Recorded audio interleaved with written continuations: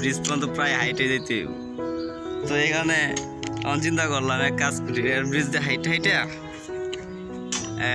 শম্ভুগঞ্জ পর্যন্ত যাওয়ার চেষ্টা করলাম। এটাই একটা মূল উদ্দেশ্য, কখনো এইভাবে যাওয়া হয় নাই। তো আজকে সিদ্ধান্ত নিছি যে রেল ব্রিজ থেকে হাইটে একদম শম্ভুগঞ্জ পর্যন্ত যাওয়ার চেষ্টা করবো। এদিকে আবার কেওয়াটখালি দিকে প্রায় ব্রিজ পর্যন্ত পুরা জ্যাম, এখানে মানে যাওয়া সম্ভব না। তো আজকে এই সিদ্ধান্ত নিচ্ছি, দেখা যাক, আল্লাহ ভরসা কি অবস্থা হয় আর কি।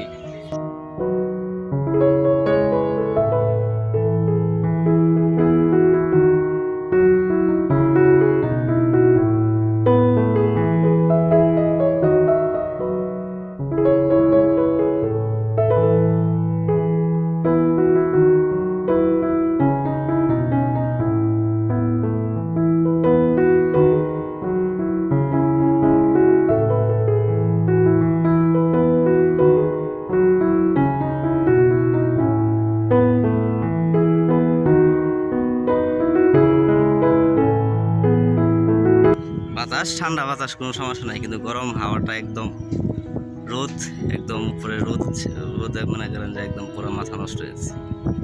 অনেক রোদের কারণে হাইটে যাওয়া পড়তেছি না। তো এখানে দেখা যাইতেছে বাতাস অনেক বেশি। প্রায় ব্রিজের এই যে ওইখান থেকে শুরু করছিলাম, এখন আমি প্রায় মাঝখানে আছি, আবার এদিক দিয়ে একটু আছে।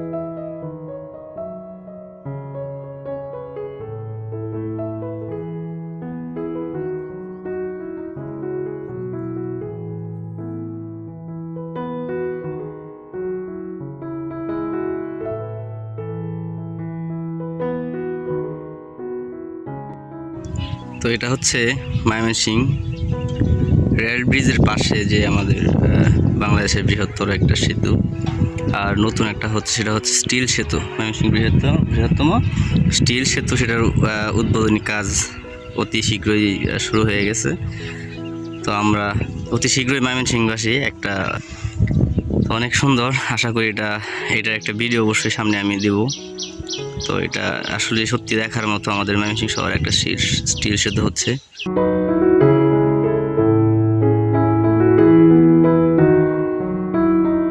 তো আমি এখন চলে আসছি যেটাকে মুটকি ভাঙ্গা সেতু বলা হয় বা কুড়ের পার বলা হয় আঞ্চলিক ভাষায়, যেটা আমরা নামকরণ হয়েছে।